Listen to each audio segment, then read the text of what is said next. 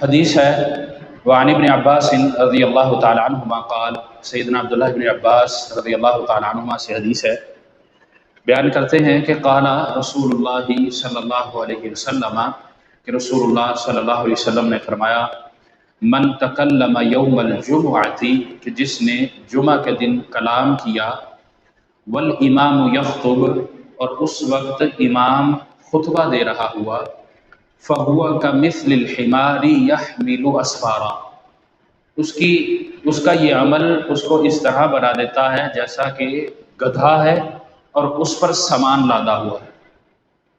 والذی یقول له،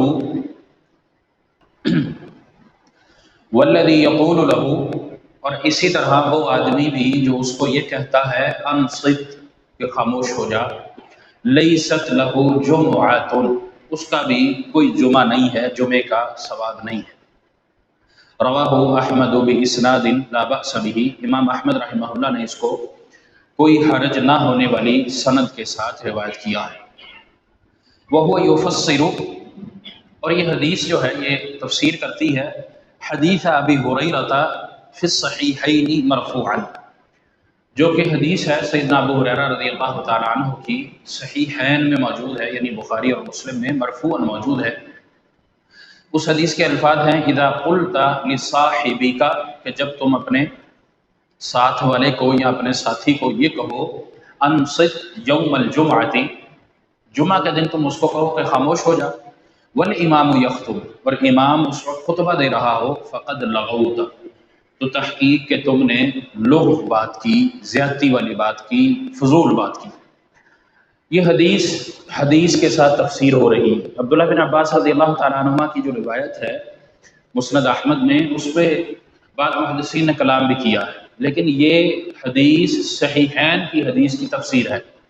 صحیحین بخاری اور مسلم کی حدیث ہے، اس کی صحت پر کسی کا کوئی شک نہیں ہے، وہ صحیح روایت ہے۔ اس کے اندر الفاظ ہے فقد لغوت۔ اب لغوت کیا ہے، لغو کیا ہے، فضول بات کس کو کہا گیا ہے؟ ہمارے ہاں تو معاشرے میں گالی کو فضول بات کہا جاتا ہے۔ کسی نے کسی کو گالی دے دی، وہ کہتا ہے یہ بہت فضول گوئی کر رہا ہے، یا کوئی بہت زیادہ بول رہا ہے، ایسے جھوٹ بول رہا ہے، فضول قسم کی گفتگو کیے جا رہا ہے، اس کو ہم کہتے ہیں کہ لوگ بات کر رہا ہے، فضول گوئی کر رہا ہے، ایسے ہی بک بک کیے جا رہا ہے، یہ ہم جملے استعمال کرتے ہیں۔ لیکن فقد لغوت اس حدیث مبارکہ کے اندر جو نبی علیہ الصلوۃ والسلام نے امام کے خطبہ دینے کے دوران کہا ہے، وہ ہر وہ بات چاہے وہ صحیح ہو، چاہے وہ کام کی ہو، اس کو آپ علیہ الصلوۃ والسلام نے لوگ کہا ہے۔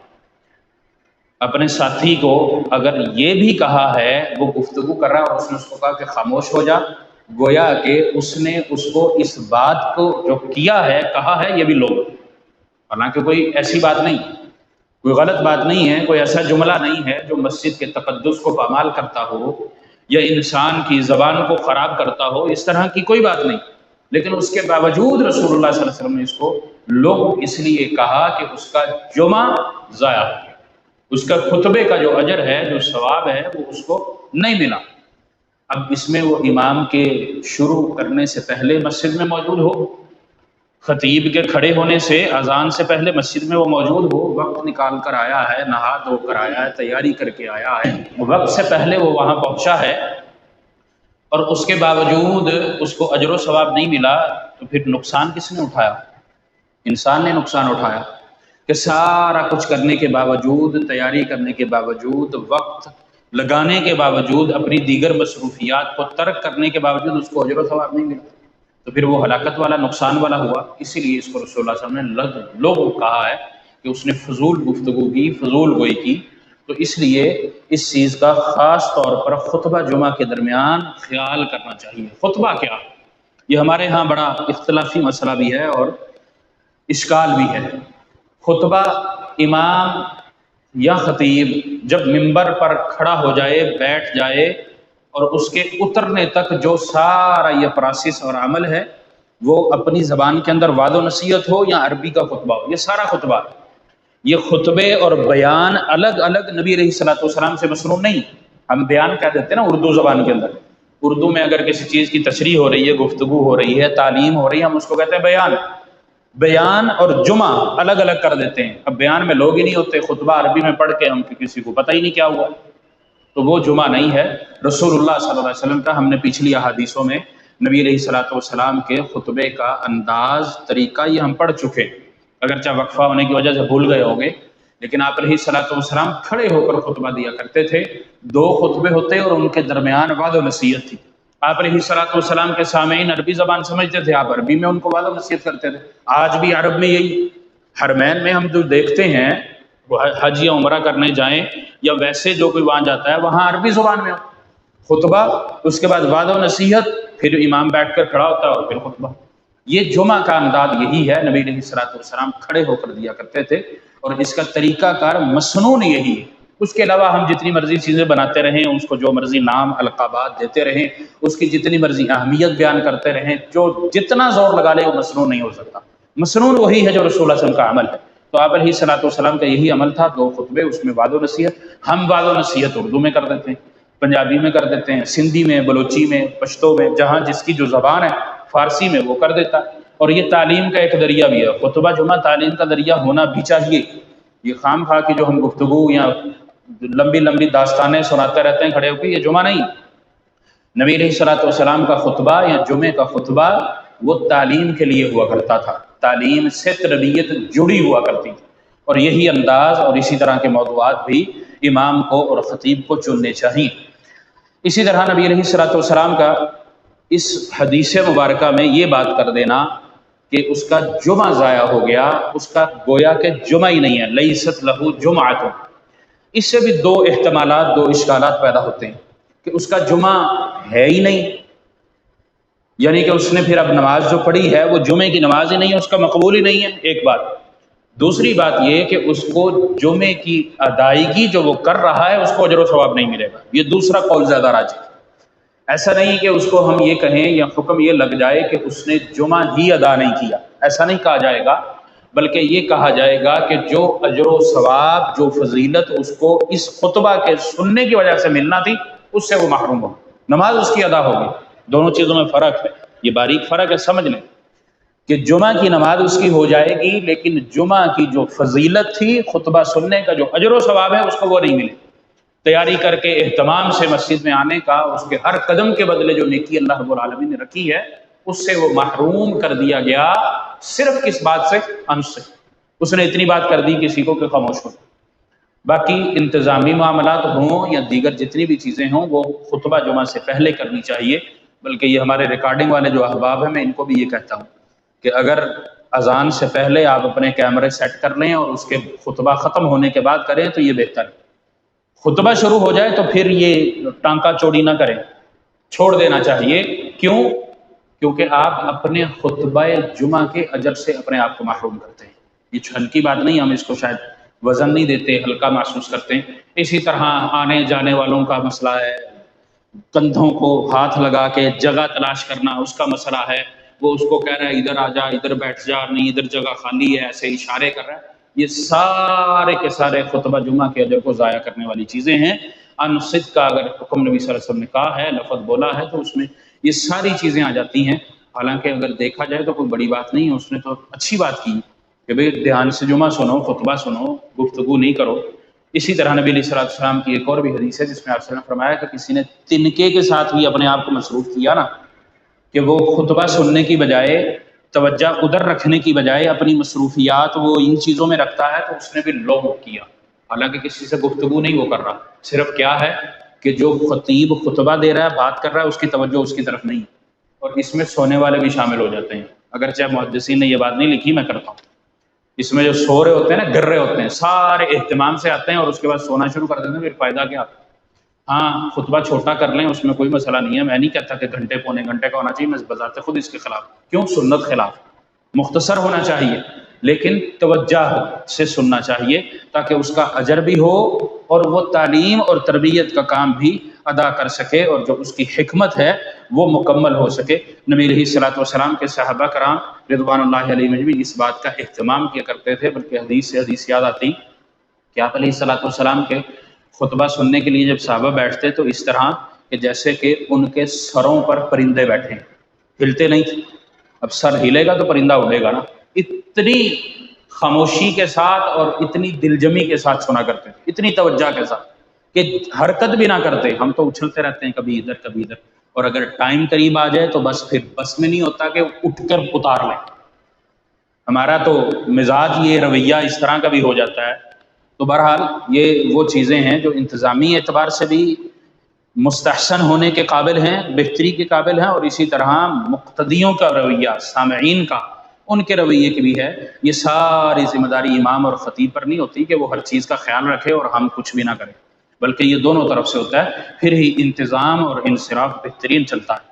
عبداللہ بن عباس رضی اللہ تعالیٰ عنہما کی حدیث ہے، اور اس کی وضاحت جو ہے وہ ابو ہریرہ، یہ جو وضاحت کرتی ہے عبداللہ بن عباس کی حدیث، ابو ہریرہ رضی اللہ تعالیٰ عنہ کی حدیث کی وضاحت کر رہی ہے. یہ ساری کی ساری اسی کی تشریح ہے، اور اس میں جو لوگ اور بے فائدہ جو بات ہے وہ ہر وہ چیز اس میں شامل ہو جاتی ہے جو انسان کو جمعے کے ثواب سے اس کو محروم کرتا ہے. باقی اس کی تفصیل سبل السلام میں بھی مل سکتی ہے، اس کی اگر آپ مزید تفصیل میں جانا چاہیں، پڑھنا چاہیں. اگلی حدیث ہے وعن جابر رضی اللہ تعالیٰ عنہ قال، سیدنا جابر رضی اللہ تعالیٰ عنہ روایت کرتے ہیں، کہتے ہیں دخل رجل یوم الجمعۃ، کہ جمعہ کے دن ایک آدمی مسجد میں داخل ہوا. یہ یوم الجمعہ سے مراد جمعے کی نماز سے متعلقہ بات ہے. یہ یوم الجمعہ صبح سے شام تک مراد نہیں، جیسا کہ پچھلی حدیث میں. خیر پچھلی حدیث میں تو اس کو قید کر دیا گیا تھا، خاص کر دیا کہ والامام یخطب، جو جمعے کا دن کہہ کے پھر آپ صلی اللہ علیہ وسلم والامام یخطب، کہ امام خطبہ دے رہا ہو. تو یہ حدیث بھی اسی طرح ہی ہے کہ دخل رجل یوم الجمعہ، کہ آدمی مسجد میں داخل ہوتا ہے یا جمعہ کے دن مسجد میں آدمی داخل ہو. والنبی صلی اللہ علیہ وسلم، وہ جب داخل ہوا تو آپ علیہ الصلوۃ والسلام یخطب، خطبہ دے رہے تھے، خطبہ ارشاد فرما رہے تھے. فقال صلیت، آپ علیہ الصلوۃ والسلام نے اس سے سوال کیا، یہ استفہامیہ ہے، صلیت، کیا تو نے نماز پڑھ لی؟ قال لا، اس نے کہا کہ نہیں، اللہ کے نبی صلی اللہ علیہ وسلم میں نے نہیں پڑھی. قال، آپ علیہ الصلوۃ والسلام نے فرمایا قم فصلی رکعتین، کھڑا ہو اور 2 رکعت نماز پڑھ. متفق علیہ، یہ بخاری اور مسلم کی حدیث ہے. اس سے ایک سبق، اب ظاہری دیکھا جائے تو پچھلی حدیث کے یہ منافی بات ہے. پچھلی حدیث میں یہ ہے نا کہ انصت بھی نہیں کہے گا، کسی کو خاموش ہونے کا بھی اس نے نہیں کہنا، لیکن یہاں نبی صلی اللہ علیہ وسلم خطبہ دے رہے ہیں اور آنے والے سے آپ مخاطب ہیں. تو اس حدیث سے یہ استدلال اور اس کا معنی یہ اخذ ہوتا ہے، یہ مفہوم واضح ہوتا ہے کہ امام یعنی خطیب خطبہ دینے والا کسی سے اگر بات کرتا ہے مقتدیوں اور سامعین میں سے تو وہ کر سکتا، اس کو اجازت ہے. مثال کے طور پر کوئی ضرورت ہو جاتی، کوئی حاجت ہے، ہم آج کل جیسے اسپیکر کا مسئلہ ہے، کوئی اور مسئلہ ہے، کوئی کاغذ اس کے پاس آ جاتا ہے، جی خواتین میں آواز نہیں جا رہی، جی کروا دیں. تو وہ خطیب امام جو ہے وہ انتظام میں سے کسی کو نام لے کر یا کہہ کے کہہ سکتا ہے جی فلاں جگہ آواز نہیں ہے، اس طرح اس کو سیٹ کرنا. یہ ضروریات میں سے ہے، اگرچہ یہ بھی نہیں ہونا چاہیے، پہلے سے چیزیں چیک ہونی چاہیے. جمعہ شروع ہونے سے پہلے اہتمام سے یہ ساری چیزیں چیک ہونی چاہیے. پھر بھی لا قدر اللہ مشینی سسٹم ہے، اس میں کوئی چیز اگر آ جاتی ہے تو یہ اضطراری کیفیت ہے، اس کی گنجائش ملتی ہے. اسی طرح خطیب اور امام مقتدی اور سامع سے اس بات کو مکمل کرنے کے لیے جو کہ اس کے جمعہ کے اجر کو یا مکمل کرے یا اس کے نقص پیدا ہونے سے اس کو محفوظ رکھے. جس طرح بعض دفعہ ہمیں کہنا پڑتا ہے جمعہ کے دوران کہ بھئی درمیان میں جگہ خالی ہے، پچھلے کندھے پھلانگ رہے ہیں، آپ آگے ہو جائیں. تو یہ اس طرح کی گفتگو اور بات ہو سکتی ہے، نبی علیہ الصلوۃ والسلام نے کی، اور اس کا جواب بھی سامع نے دیا. بعض جگہ جواب بھی دینا پڑے تو دیا جا سکتا ہے. پہلا اس میں یہ مسئلہ. دوسری اس میں بات یہ ہے کہ مسجد میں داخل ہو کر تحیت المسجد، آپ اس کو تحیت المسجد کہہ لیں، جمعے کی 2 سنتیں کہہ لیں، دونوں ہی ٹھیک. اب یہ ان لوگوں کے منافی بات ہے جو کہتے ہیں کہ نہیں امام بیان کر رہا ہے، خطیب بیان کر رہا ہے تو آ کر بیٹھ جاؤ. بیٹھنا نہیں. متفق علیہ حدیث ہے بخاری اور مسلم کی، کسی قسم کی کوئی ضعف، کوئی کمی سندن و متنن ایسا کچھ نہیں. ہاں اپنی فقہ کے حساب سے نہ کوئی مانے تو اس کی مرضی ہے، ورنہ نبی علیہ الصلوۃ والسلام کا یہ واضح حکم ہے. مسجد میں داخل ہوا، امام خطبہ دے رہا ہے، خطیب اگر خطبہ بھی دے رہا ہے تو اس کے لیے ضروری ہے کہ وہ 2 رکعت پڑھے. وہ اس کا انتظار نہیں کرے گا کہ اچھا وہ بیٹھ جائے، پھر اس کے درمیان وقفہ ہو، پھر اذان ہو، پھر میں 2 رکعت پڑھوں، پھر خطبہ ہو. یہ ٹوٹلی غیر مسنون عمل ہے. تو نبی علیہ الصلوۃ والسلام سے یہ موجود یہ چیز اس طرح یا طریقہ اس طرح نہیں ہے. آپ علیہ الصلوۃ والسلام سے جو طریقہ ہے وہ اس حدیث سے بھی واضح ہوتا ہے. قم فصلی رکعتین، کھڑا ہو اور 2 رکعت ادا کر.